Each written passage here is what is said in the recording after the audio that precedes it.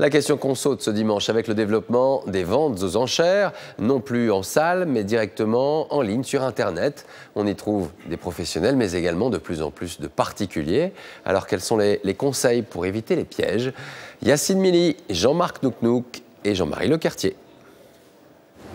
La mythique Aston Martin de James Bond, les bijoux de Liz Taylor, des lots rares et chers proposés dans des ventes aux enchères sur Internet.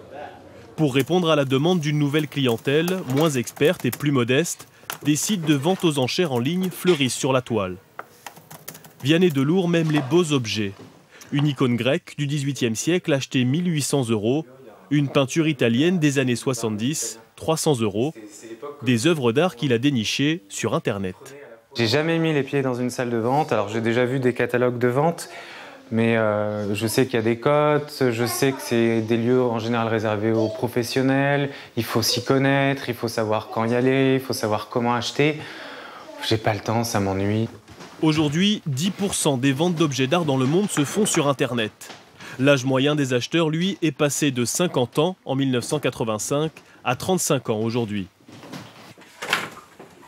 Derrière l'écran, des entreprises comme celle de Gauthier Devancé. Dans son sous-sol, on trouve de tout.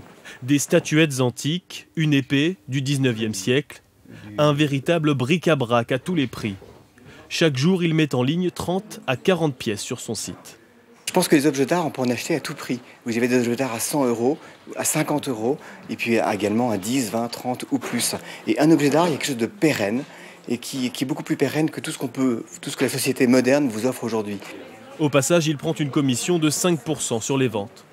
Toutes ces pièces, ce sont des particuliers qui les fournissent.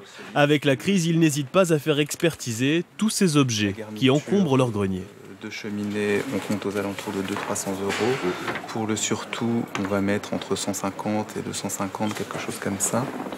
Cet objet est esthétiquement discutable.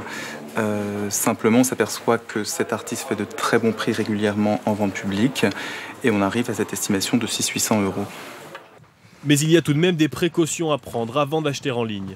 Les professionnels du secteur recommandent de vérifier qu'un commissaire-priseur encadre bien la vente, préalable indispensable selon eux, avant de cliquer au plus offrant.